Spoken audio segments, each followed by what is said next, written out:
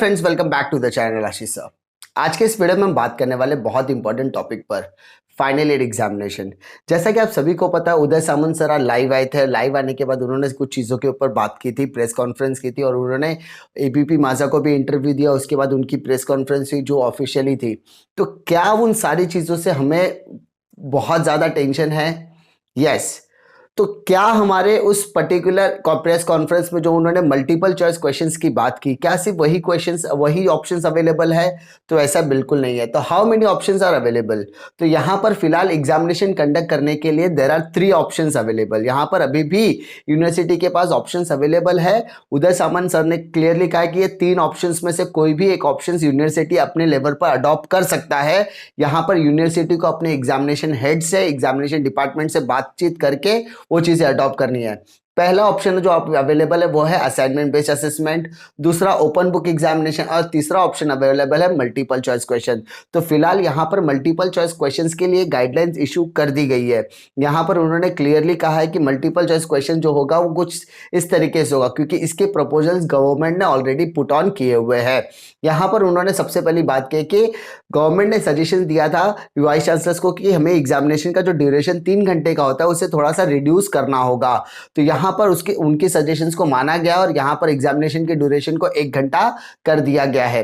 उसके अलावा यहाँ पर मल्टीपल चॉइस क्वेश्चंस के लिए गाइडलाइंस भी इशू कर दी गई है कि अगर आप मल्टीपल चॉइस क्वेश्चंस की तरफ जाते हैं तो यहाँ पर आपको 1 घंटे का टाइम मिलेगा और यहाँ पर 50 मार्क के क्वेश्चंस पूछे जाएंगे। यानी यहाँ पर आपको 60 मल्टीपल चॉइस क्वेश्चंस दिए जाएंगे जिसमें से आपको सिर्फ 50 के ऑप्शंस लिखने हैं और एग्जामिनेशन जो होगा वो इजी मोड से होगा, ऐसा उन्होंने कहा था और वही चीजें अप्लाई की जा रही है।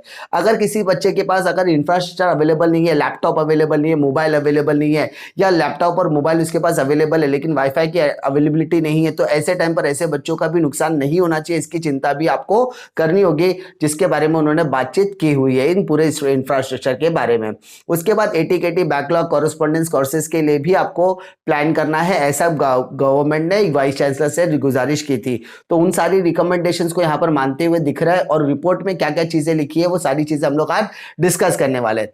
सबसे पहले उन्होंने क्लियरली कहा कि एग्जामिनेशन का जो ड्यूरेशन है वो 1 घंटे का कर दिया गया है।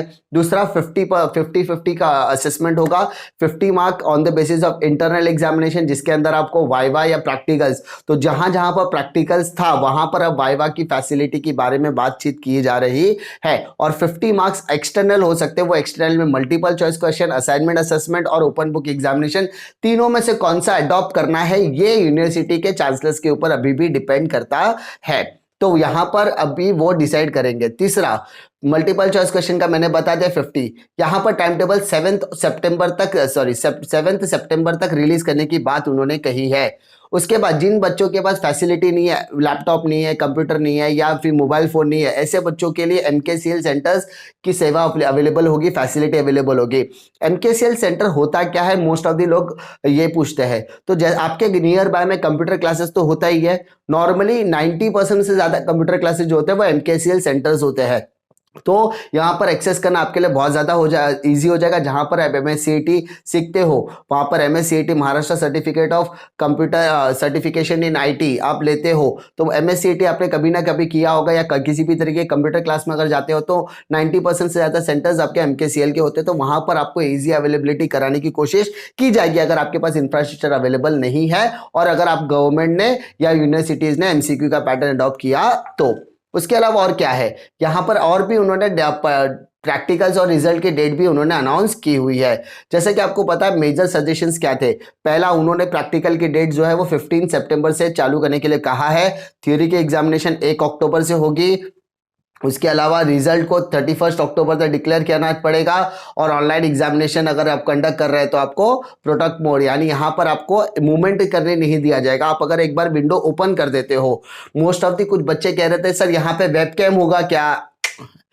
मैं जब पर्सनली नेट के एग्जामिनेशन देने के लिए आता हूँ, नेशनल एलिजिबिलिटी टेस्ट जो टीचर्स के लिए टेस्ट होता है, वैसे एग्जामिनेशन जब हम लोग कंडक्ट करने के लिए जाते हैं या हम लोग लेने के लिए जाते हैं या मैं खुद देने के लिए जब जाता हूँ तो वहां पर वेब कैम जैसी कोई फैसिलिटी नहीं होती। ये प्रोटेक्टेड मोड होता है जहां पर एक विंडो आपको खोल दी जाती है। वो विंडो ना ही आप क्लोज कर सकते हो ना ही आप ओपन कर सकते हो। वहां पर से आपको लॉगिन आईडी डालना है, पासवर्ड डालना है और लॉगिन आईडी पासवर्ड उसी दिन जनरेट किया जाता है। लॉगिन आईडी पासवर्ड जनरेट करने के बाद बहुत सारे लोगों के बाद मिथ है, बहुत सारे लोगों में बहुत डिफिकल्टी है कि वेबकैम लगा मिलेगा क्या, नहीं ऐसा कुछ नहीं होता। एक मोड होता है, एक लैपटॉप होता है, कंप्यूटर होता है, कंप्यूटर में एक विंडो खोली होती है, उसके अलावा आप कुछ नहीं कर सकते, ना ही आप लोग ऑनलाइन एक्सेस कर सकते, ना ही उस पर नेट चलेगा, ना ही कुछ। ये उसमें सिर्फ इतना ही वाईफाई एक्सेस होता है जितना आपके एग्जामिनेशन के लिए परवड़ता है, ठीक है, उतनी ही सारी चीज। वो एक अगर आपने एग्जामिनेशन का विंडो एक बार खोल दिया तो आप उसको क्लोज नहीं कर सकते। अगर आप क्लोज करने की कोशिश करोगे तो आप ऑटोमेटिकली लॉग आउट हो जाएंगे। ये प्रोटेक्टेड होता है। वैसे ऑनलाइन में आपको वेबकैम की फैसिलिटी वाला वैसा कोई ऑप्शन यहां पर देखने के लिए नहीं मिलेगा।